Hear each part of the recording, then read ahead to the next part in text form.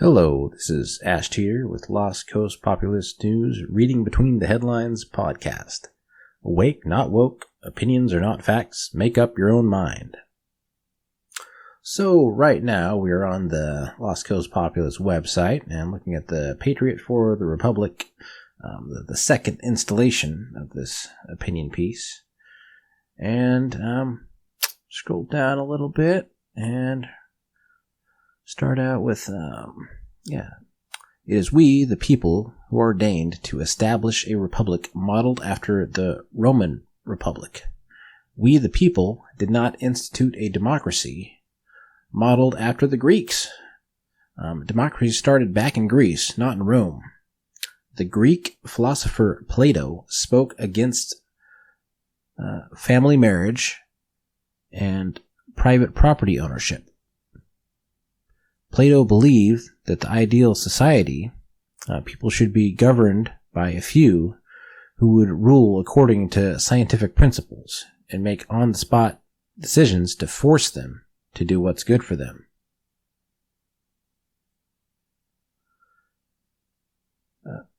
Plato was one of the most famous philosophers in history, and he made significant contributions to the field of philosophy, and is still resonant today. Plato was born in Athens, Greece in 1427 BCE.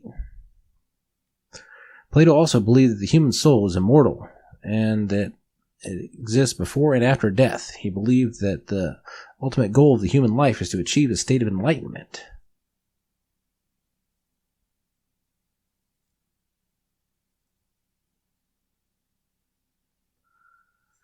If our college professors were properly trained in American civics, the study of natural law, they would voice the words of the great Roman statesman and philosopher Cicero, not Plato.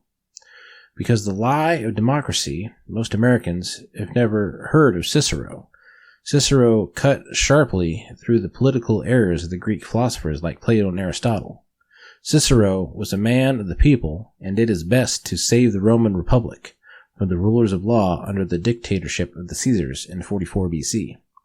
Cicero was murdered by the henchmen of Marcus Antony.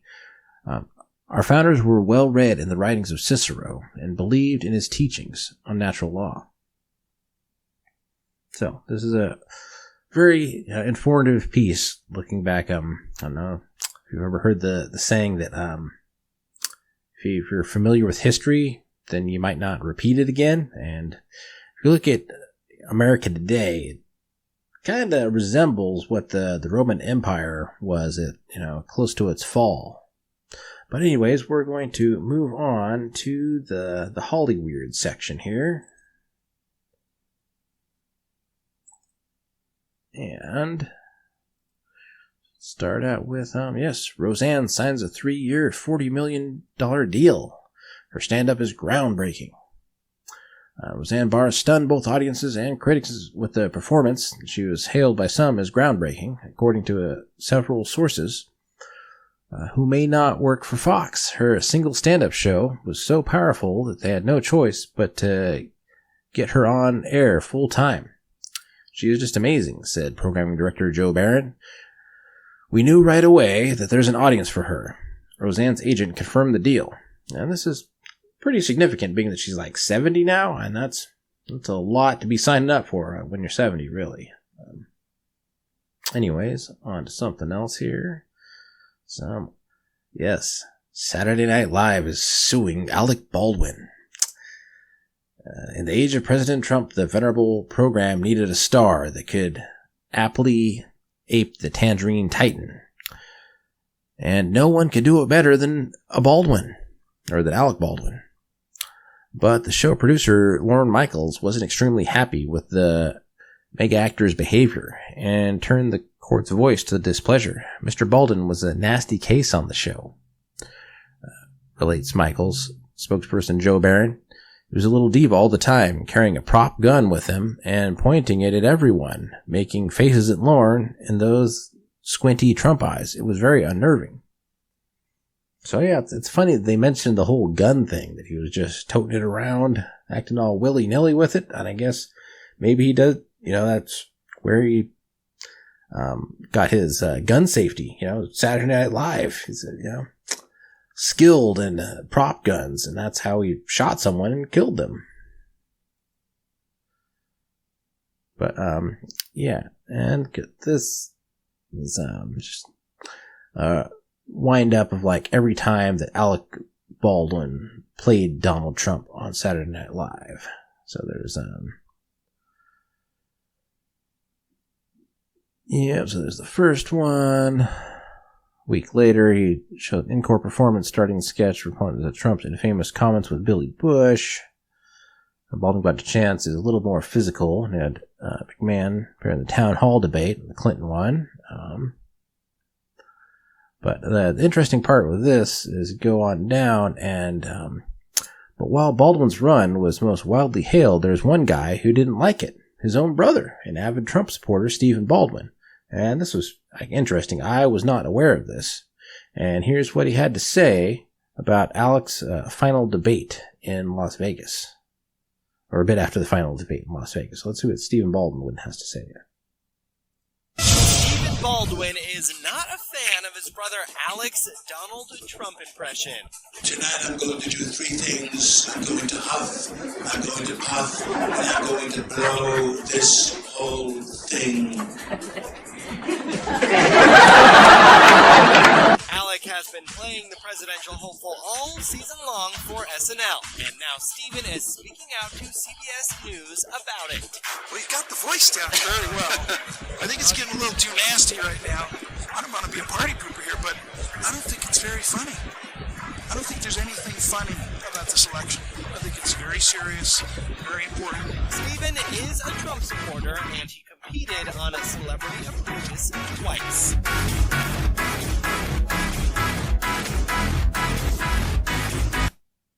Yeah, that's definitely interesting to see that there is the family dynamics within even the Baldwin family. There is a Republican Baldwin. I did not know that prior to finding that little snip.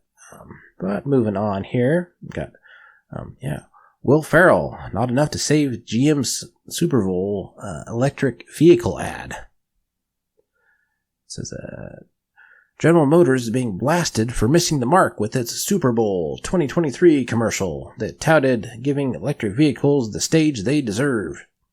GM joined forces with Netflix to feature Will Ferrell driving several electric models through the settings of the streaming platform shows. Well, yeah, it's kind of not surprising that a Hollywood guy isn't gonna save, EV performance or commercial performance on the Super Bowl, but anyways, moving on, we've got this right here is another little clip. It's The Weeknd's concert flashed Satan on the jumbotron. Who believes this is just art? Well, let's give this a watch here. Satan. Look, this is The Weeknd's concert, ladies and gentlemen. Now, I know I may be a little late, but we finally got here. At The Weeknd's concert, he had a flash of the name Satan. Why? Are you still going to tell me it's art? I really got people still to this day in my comments talking about it's art. After we done put out everything and put it right in your face, you're still talking about this is art. Same man with a cross on his necklace and a cross in his video. Holding the cross upside down was not an accident. And then having rage with the cross. The Weeknd, ladies and gentlemen. Pause it. Okay, so we'll go back and discuss this session real quick here. So I'm going back over it. We had the Roseanne thing with her making money. We had Saturday Night Live suing Alec Baldwin, and I kind of found that to be the most interesting one of this section, just because Saturday Night Live, now they're coming out, kind of late on this, They didn't have a problem with it the whole time. It seemed like, as far as I remember, it seemed like years where he was just popping up doing the Trump act here and there. And now they suddenly have a problem with it when the media winds are shifting. all of a sudden Saturday Night Live is like, oh yeah, that Baldwin guy is horrible. But then again, we had to support him the whole time. Because, he was great then, but now that the winds shift, we're just, yeah, enough of that guy. Blah, blah, blah. But anyways, we're going to move on to the woke media section here. So, yes, Don Lemon absent from CNN this morning after his sexist remark. So yes, Don Lemon was conspicuously absent from CNN morning on Friday, just 24 hours after he put his foot in his mouth with a sexist comment about 51-year-old Nikki Haley not being in her prime, prompting co-host Poppy Harlow to walk off the set. And I guess Don Lemon's kind of known for sticking his foot in his mouth, or however else you might want to phrase that, sticking his head up his ass. I don't know. But anyways, we got little clip of that one here. Oh, wait, I think it's the wrong road to go down. She says people, politicians or something are not in their prime. Nikki Haley isn't in her prime. Sorry. A woman is considered to be in her prime in her 20s and 30s and maybe 40s. What are you talking? Wait. That's not according to me. Prime for what? It depends. I mean, it's just like prime. If you look it up, if you Google when is a woman in her prime, it'll say 20s, 30s, and 40s. I don't necessarily. 40s. Oh, I got another. I'm not saying decade. I agree with that. So I think she has to be careful about saying that politicians are in their prime. You need to qualify. Are you talking about prime for like childbearing, or are you talking about prime for being saying president? What the facts are. Google it. Everybody at home. When is a woman in her prime? It says 20s, 30s, and 40s. And I'm just saying Nikki Haley should be careful about saying that politicians are not in their prime and they need to be in their prime when they serve, because she wouldn't be in her prime according to Google or whatever it is. This whole talk. Yeah, surprise, surprise. Don Lemon makes a stupid statement, and he gets into an argument with two women and loses. I could say that any man gets into an argument with two women, they're probably going to lose. But especially making a stupid comment like that, that's just asking for it, buddy. Anyways, next we have, the Project Veritas executive releases a statement on James O'Keefe. And let's see here if we can't expand that a little bit.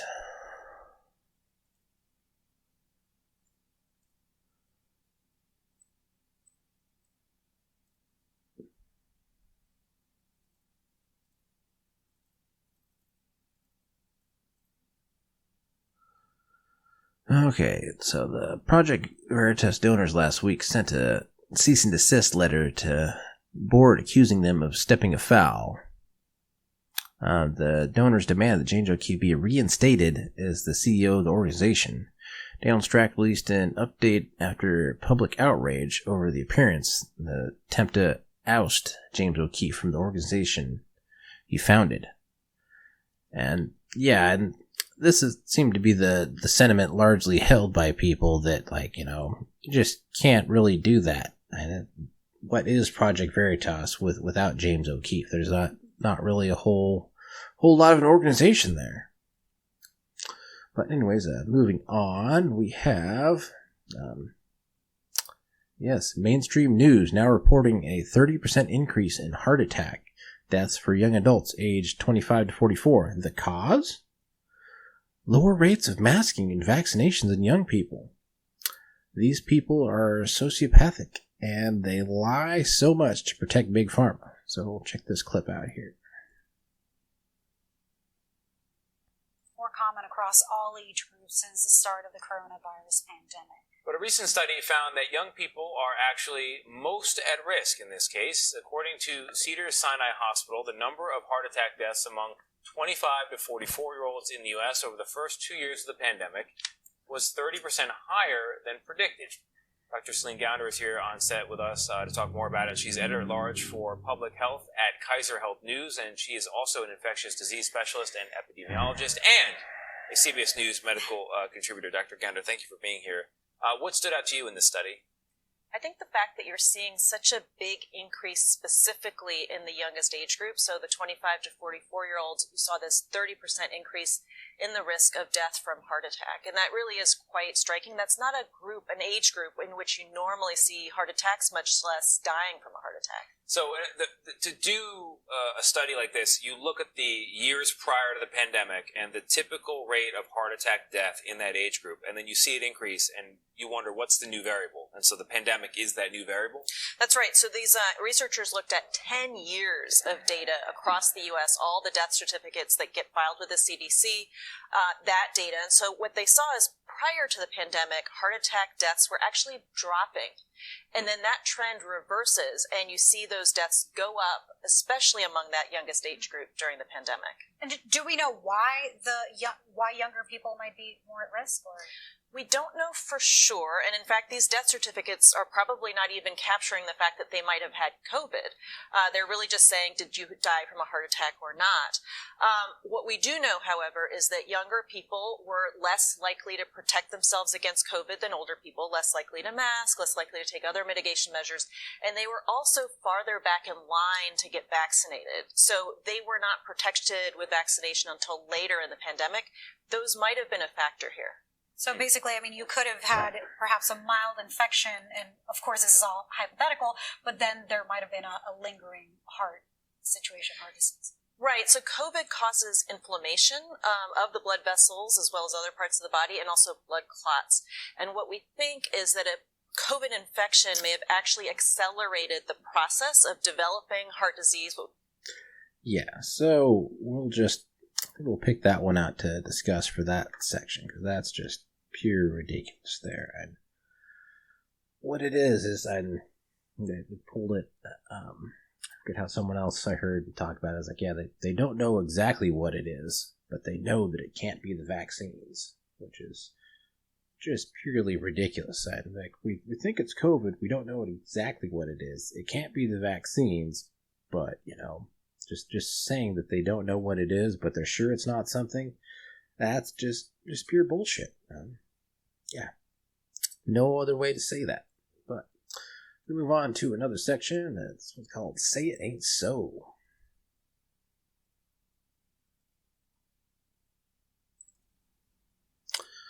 Okay, it's a massive fire burns hundreds of plastic containers at a plant nursery in Kissimmee. Let's see, they have... Uh-oh. Ad remove. Well, that's good if they removed an ad. Let's see, yes. In Osalata County, Florida, more than 70 firefighters responded to a raging fire at a nursery in the Kissimmee, Florida. On Thursday morning, there were nearly 5 acres of plastic planters that caught fire, sending plumes of smoke in the air. According to Osala fire officials, a call came in at about 2 a.m. and the fire burning behind the nursery supplies at 2050 at A Ave or Avenue A. Yeah. Officials said that about 2 acres of plastic planters were ablaze before spreading across 5 acres.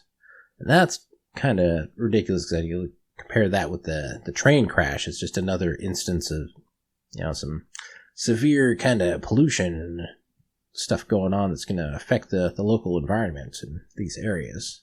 Probably not as bad as the vinyl chloride in the train accident, but let's see what else we got out. Yes. NYC sent fingerprints of unvaxxed teachers to FBI. Yeah, that's New York City sent fingerprints of unvaccinated public school teachers to the FBI, and the educators allege in a lawsuit against the city government. The city also flagged the teachers, whom the city fired for refusing to take the COVID-19 vaccine, with a problem code that can affect their eligibility to get another job, Fox News reported. So yeah, that's pretty bullshit there. Just reporting someone for making their own medical decision. Yeah, that's wrong. But on to something else here. Yes, court docs. James Biden secretly negotiated a $140 million deal with the Saudis due to a relationship with Joe Biden. Yeah. This revelation represents one more instance of the Biden Biden family business peddling influence with President Joe Biden and an elected official. House Oversight Committee James Comer reportedly already has copies of the court documents and is investigating the scandal as part of his probe into the Biden family for 9 violations, including wire fraud, tax evasion, and money laundering. Yeah, it just Trump had it pretty nailed when he labeled them the Biden crime family. It's shown to be ever more true every little story that pops up about the influence peddling. Yeah, just ridiculous. But on to something else here. We've got not that, but what do we got here? Yes.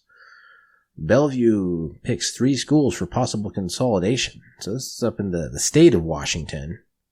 And this is just, might also be like similar to some of the changes we're making in California, where the reaction from parents in the state due to all the COVID nonsense has led to a decrease in students enrolling in schools.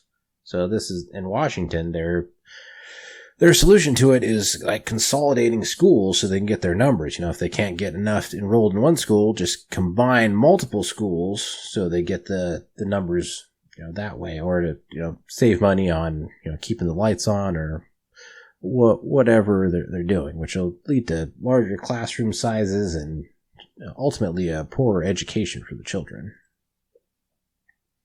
But this one, this is pretty sad. This is after the recent shooting at Michigan State, I guess. Yes. Peabody EDI office responds to MSU shooting with the email written using ChatGPT. Yes. A note at the bottom of the February 16th email from the Peabody Office of Equity, Diversity, and Inclusion regarding the recent shooting at Michigan State University stated in the message that it had been written using ChatGPT, an AI text generator. Associate Dean for Equity, Diversity, and Inclusion, Nicole Joseph, sent a follow-up apology email to the Peabody community on February 17th. She stated that using ChatGPT to write the initial email was poor judgment. Yeah, you think? I mean, people died, and you can't even, muster up the time to write a human response, something with a little feeling in it. And like, what exactly are these staff paid to do? I mean, you get everything with a click of the button, and people like things easy. Just have the robot do it. We don't have to write or think. And that's just the ongoing question of bureaucracy. Like, I think old movie Office Space said it best when they had the people coming in to audit the employees, and what come in and ask the classic question: what do you actually do here? And that'll stump a lot of people. Like, give your own job description. But yes. On to the next one. Nolte, mass suicide of the elderly is being proposed and accepted. That's just horrible. Yusuke Narata, a 37-year-old economist professor at Yale, says the solution for Japan's population problem is mass suicide and mass seppuku of the elderly.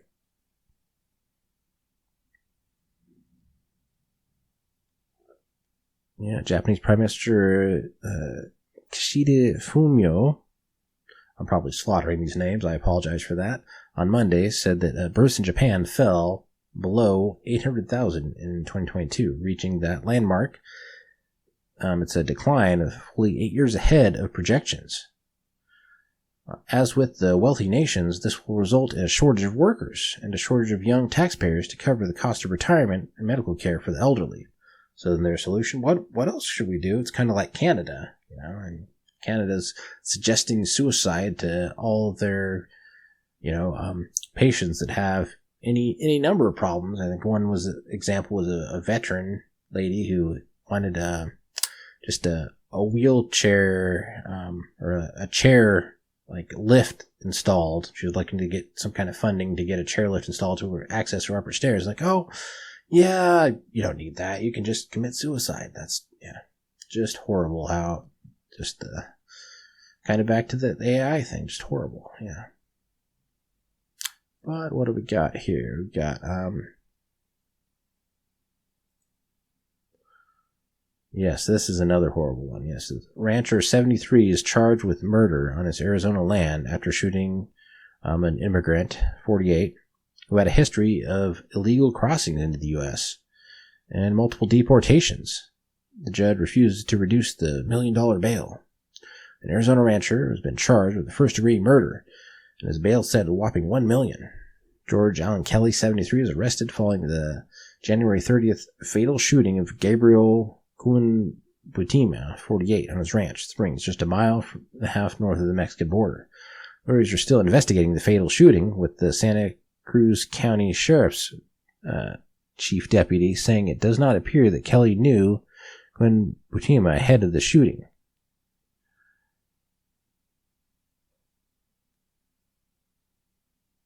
And I believe I'd read another one on this, and that the people that he shot were actually armed on his property too, if I remember correctly. Just horrible there. But we can go to another clip here. It's welcome to Austin, Texas.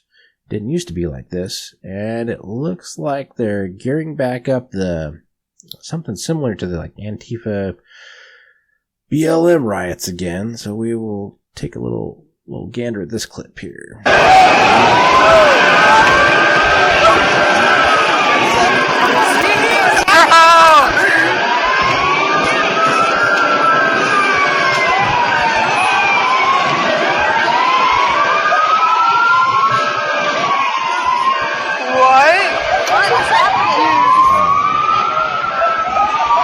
Just look at that crowd. We have police in full retreat mode again. That's just crazy.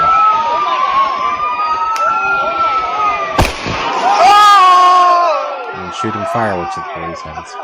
It's only fireworks, but still, it's just unacceptable behavior.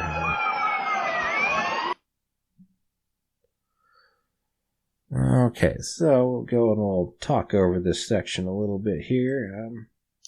So yeah, just kind of review. We had the fire at the plastic plants. Had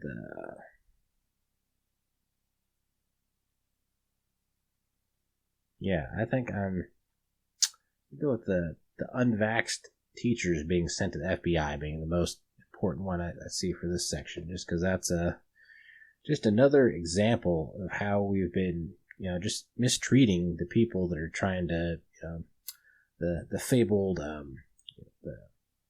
the valued workers or whatever they called them during the pandemic.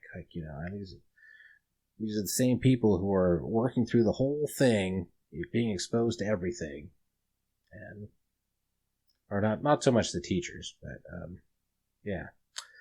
still they just do so much and get so little in return, which it's just tragic how we've been treating people through the pandemic, because with teachers, even though they weren't in the classroom exposed to people, they were trying to do this job that was most of the times an impossible job to do, like trying to teach through Zoom. And for a lot of them, it wasn't their fault. They'd rather be in the classroom where they could do a more effective job, but instead they're forced into this scenario where it's impossible to teach a kid. My mom suffered through that, trying to deal with teaching. I think it was kindergarten or first or second grade or whatever she was doing, and mainly it was just you'd have parents that were forced to when they could get the grandparents to help out to assist in this failed model of education that's I guess experimental at best and ended up being a failing model in the end. But anyways, we're going to move on to another section here, national infrastructure, and see what we got going on there. Okay, so now. This is, 10 injured, 3 hospitalized after Pittsburgh bridge collapses. The bridge was in poor condition and needed $1.5 million in repairs. And this was back in January of 2022, so this was a year ago. But I looked this up just after the trains because it's trying to draw a parallel of just like how bad our country is getting, and we don't pay attention to the shelf life of things, and like all the dams we have, and we had a lot of this where I live in California, things like the Oroville Dam, and it's just like, oh yeah, it's failing, we didn't see that coming, but and engineers kind of know this, things have a shelf life, and it would be a lot better if we could be, preemptive on getting on this stuff than wait till it goes catastrophic and kills people and all that. Anyways, this is another one here. More than a dozen trains have derailed in the U.S. this year. And this is... Okay, so this is back in 2013. So this is nothing new that we've had, trains derailing and stuff. This it's talking about February 3rd, a tank derailed in Ohio near Palestine. So I guess no, this isn't 2013. This is current. Yeah, this is 2/13/2023. Okay, yeah. But yes, multiple explosions and chemical leaks prompting the governors of both states to issue evacuation notices in the town and surrounding areas. So yeah, that's the solution to leave. Just abandon your home and go. Where are people going to go? But then how are you going to live with these chemicals that they claim have been cleaned up? I was listening to one report today that was saying that they're not even testing for like specific chemicals. They just give like, levels of certain chemicals and not say exactly what they're testing for, even though certain, it's like, okay, well, it's below this level, even though, with other chemicals that may be present, levels that high could be, fatal or could be dangerous. So this is, another article on that. Ohio train derailment involves the same chemical that was released into the Philly region a decade ago. Oh, so this is nothing new. Yes, freight train that toppled off the rails, the colorless toxic gas was spreading into the air. This was the scene of a train derailed Sunday in Ohio near the Pennsylvania border. More than a decade ago, when a train toppled in Paulsboro, Gloucester County, in both incidents, the gas form of vinyl chloride, a chemical used to make plastics, adhesives, and other chemicals. Okay, so it's used to make plastic. So I wonder if that's a product of burning plastic also, like we saw in Florida with the other, the plastic planting pot, 5-acre fire. So anyways, leaked into the environment. The Ohio train derailment occurred in East Palestine, about an hour northwest of Pittsburgh. But yeah, that's just too much of all this that's going on. So next we got a reporter arrested during a news event on the Ohio train derailment. So East Palestine, Ohio, a reporter was pushed to the ground, handcuffed, and arrested for trespassing while covering a news conference about the derailment of the train carrying toxic chemicals in Ohio. The news station posted a video of correspondent Evan Lambert being arrested Wednesday in the gymnasium of an elementary school in East Palestine while Governor Mike DeWine was giving an update about the accident. So, and why was he arrested for just covering this? It's kind of getting to be a little bit too much with all the nonsense going around here. But this was also interesting because this is an old movie called White Noise. And the plot dramatizes a contemporary American family attempts to deal with the mundane conflicts of everyday life while grappling with the universal mysteries of love, death, and the possibility of happiness in an uncertain world. It takes place in 1984 Ohio. And, let's see, that share profound and healthy preoccupied with death. As a result, the looming threat of an airborne toxic event forces everyone to evacuate their homes. The mystery of death evolves into sheer existential dread. Of course, this unforeseen complication uproots Jack and Babette's lives, and there's no guarantee of ever returning. No knowledge of the extent of the crisis. No means of protecting themselves from the dangers they may face. But yeah, this was also, it was from the result of, where does it say it? Yeah, disrupted, however, after the cataclysmic train accident cast a cloud of chemical waste over the town. This airborne toxic event forces massive evacuation, which leads to a massive traffic jam in the highway. Yeah, so back to the predictive programming, is it, is this something that was purposely done? I can't say any of that for sure, but it does seem suspicious that they had this movie that was only like, when did this movie come out here? Yeah, I'm not sure exactly. I think it's only like a couple of years old. But yeah, and, same exact, state, same exact event. Just kind of suspicious anyways. But we're going to move on.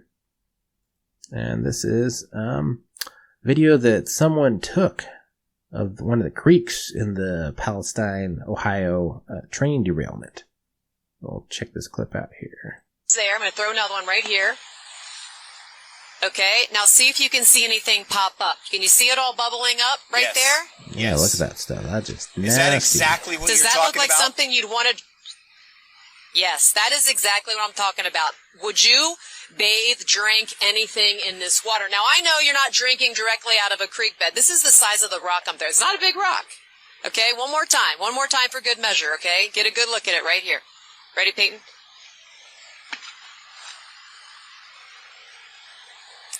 You don't even have to throw it very deep, and you get all of the bubbles up from all of this. I don't know. Ask Steve Horsemeyer. Steve, what do you think this is? Can't be good, right? I wouldn't think. It's there. I'm going to throw. Yeah, okay. Well, we're going to go and discuss this section here real quick. Yeah, so I think obviously the biggest issue in this is the train derailment in Ohio. And it kind of ties in a lot with like the all the food processing plants we saw destroyed. Just really kind of a war. It seems that like how many coincidences does it take to make something like highly suspicious? And all the food processing plants, and all these accidents, as they call them, occurring that really are just taking us out. And then also you have Biden. Right after this, no one in his administration has even visited Ohio to offer FEMA support or anything like that. What does he do?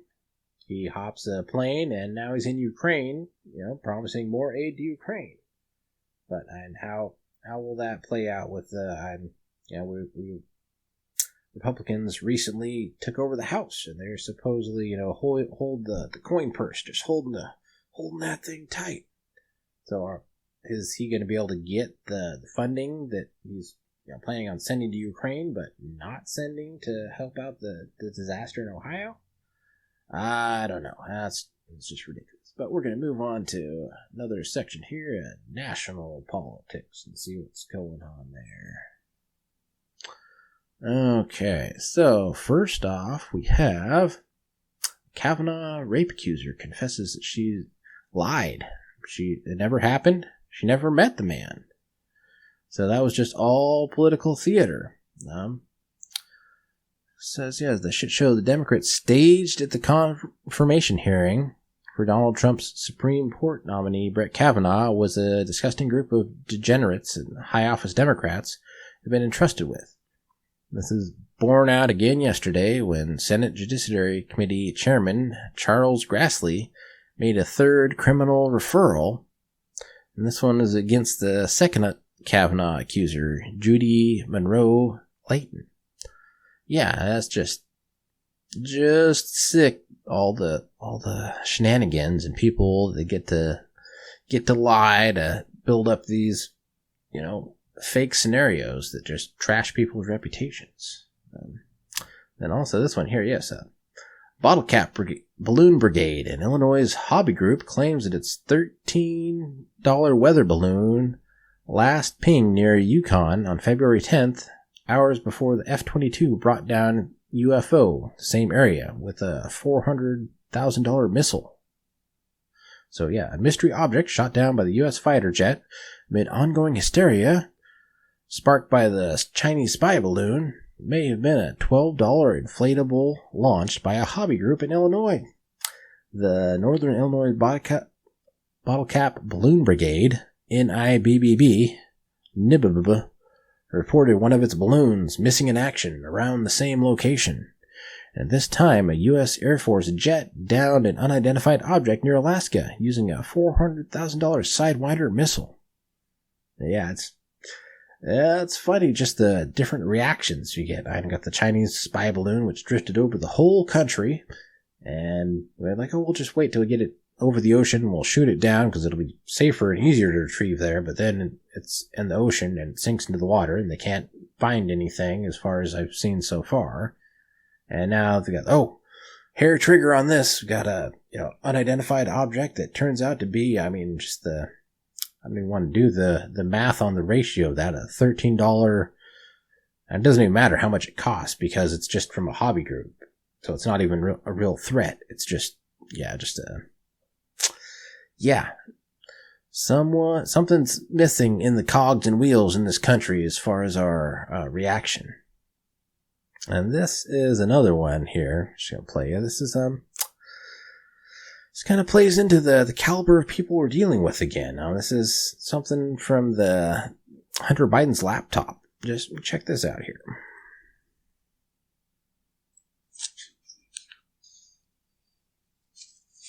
What's he got going on here? Oh, it's his crack rock stash. It's saying, yep. Hunter Biden's a rock star. Crack rocks. Yep.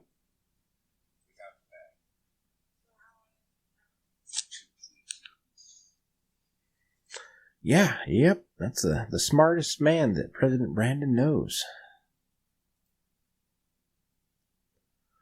But this one's also an interesting one. This is never seen before video. Nancy Pelosi's filmmaker daughter, Alexandra Pelosi, caught on tape refuting the J6th narrative, admitting that January 6th protests are not an insurrection.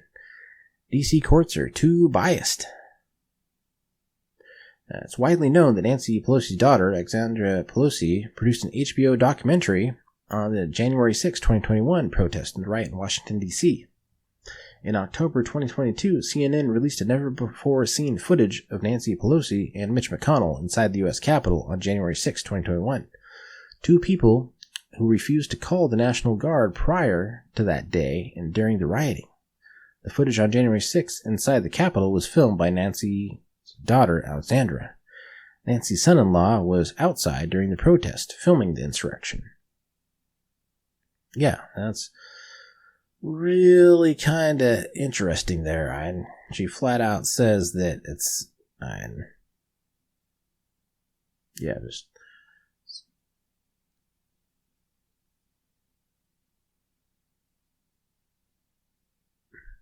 forget some of the quotes, but she says it's pretty much... the whole thing is fake. And you can find the video on Rumble, and it's a real interesting one to watch there.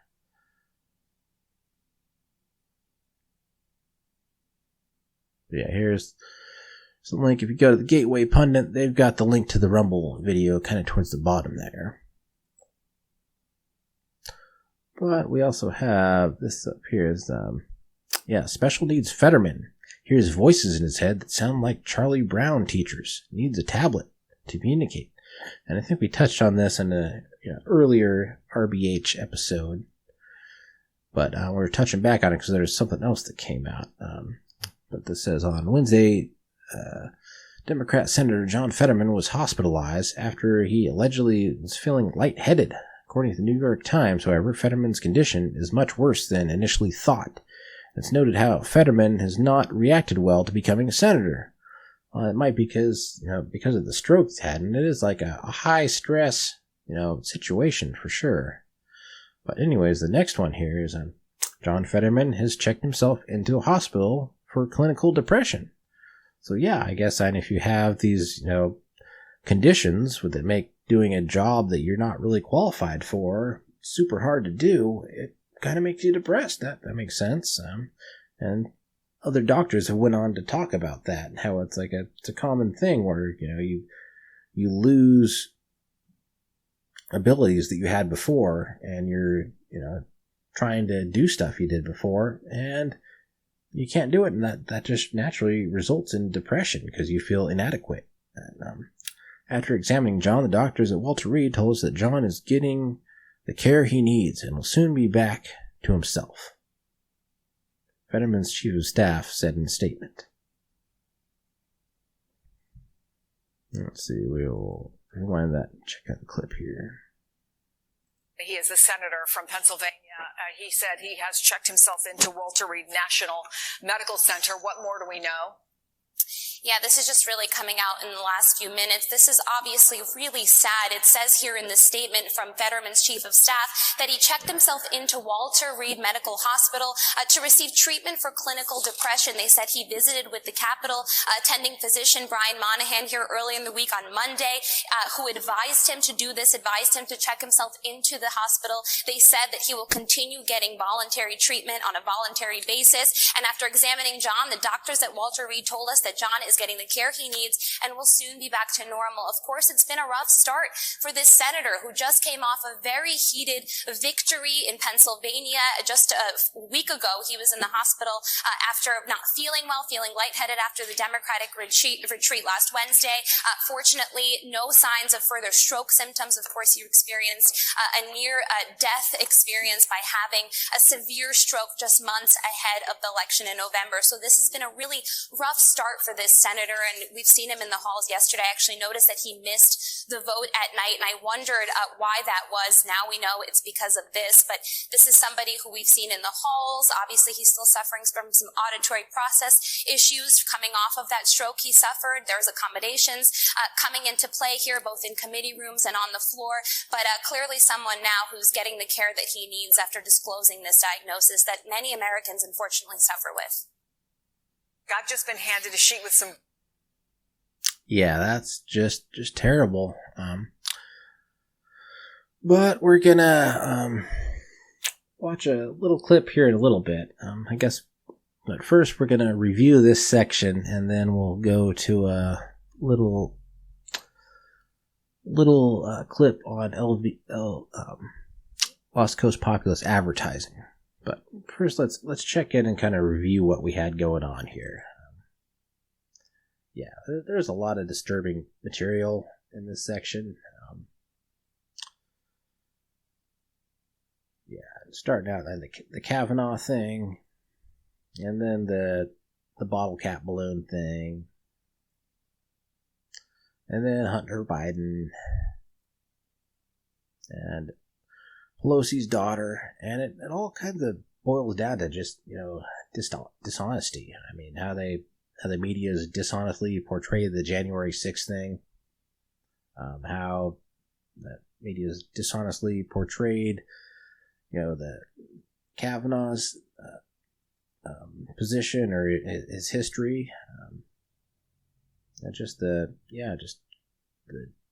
dishonesty amongst media and the left-wing mob. It's just disgusting, really. And it goes right into Fetterman's too. The Fetterman's thing. It's like, and he's very similar to Biden in his cognitive capacity, and just portraying him. They get the media just hyping it up. Oh, totally capable. During Fetterman's campaign, he's the best man for the job. And then, a few weeks, month into office here, he's checked into a hospital for depression. Then the same thing with Biden, he has his most recent physical, and they're just like, oh yeah, he's fit as a fiddle. We didn't do a cognitive test, but he can run a mile and so speed. Is all this cockamamie stuff that you really knows pretty much bullshit. Yeah. Anyways, we're gonna cut off to a little blip on the LCP products, and then we'll be back for this last little segment we have, and this is with Benny Johnson. And it's like, Biden didn't go to Ohio to check in on people, so the media personality Benny Johnson did. He just went to Ohio and he's passing out money to people. So we'll take a little look at that after this look at LCP products here, or not products, but advertising. You own a business who might benefit from reaching a unique target audience of freedom-loving Humboldt citizens? If so, consider advertising with Lost Coast Populist. We have a growing number of options on our website and podcast that might be right for helping you grow your business to a new customer base. Our team of skilled designers can even help you craft an advertisement that truly catches the eye.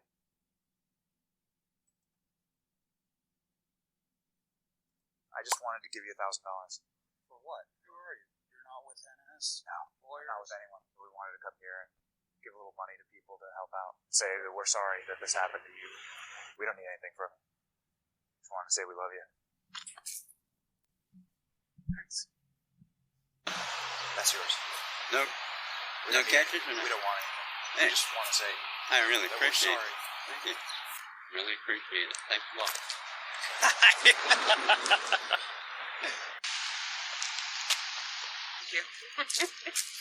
Don't make me cry. Oh, thank you so much. You just changed that. Yes, you did. Thank you. Sweet patriotic community. 5,000 people live here. They have homes here. Their children go to school here. Playgrounds, businesses, restaurants, and there's also a train track that runs right through the center of town. And on that train track, there was a massive derailment a couple days ago. Chemicals spilled into the air and into the water and into the soil. These people have to live with that now forever. Worse yet, the government came along and then lit it all on fire, sending a black toxic plume of smoke directly into the atmosphere. And then they told everyone to go back into their homes. Everything's safe. But there's been no reassurances. And in order to compensate these people, the railroad responsible has given them $5 million. We think that's wrong. And so we're here today. We've identified the 20 homes closest to that toxic burn, and we're going to walk up to those homes and we're going to hand them $1,000. We're going to say we're sorry this happened to you. We don't need the government to come in and save us or help us out. We need our people to help each other out.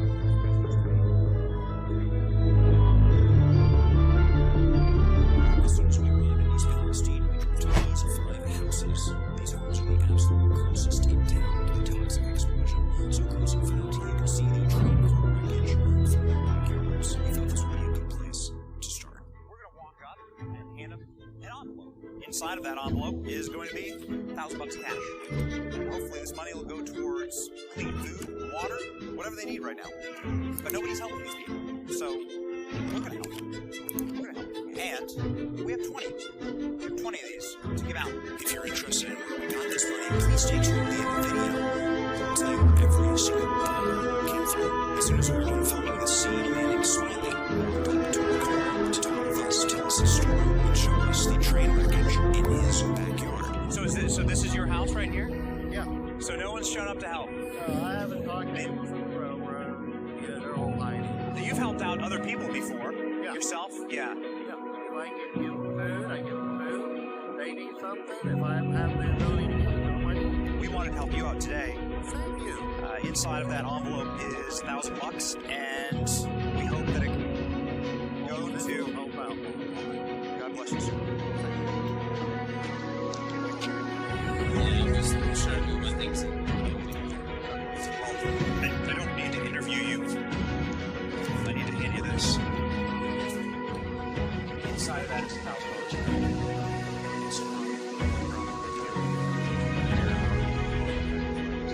I'll just tell you right now, I appreciate you. It definitely helps me. You just paid for my rent for my first month, so I appreciate you guys. I'm out of here, and I'm going to be in a lot better shape after this. Great day. How has this been affecting you? Oh, God, my whole life's turned upside down. It's been $148. But I'm more concerned about the elderly in the area and the same way we keep We're here to help people on this.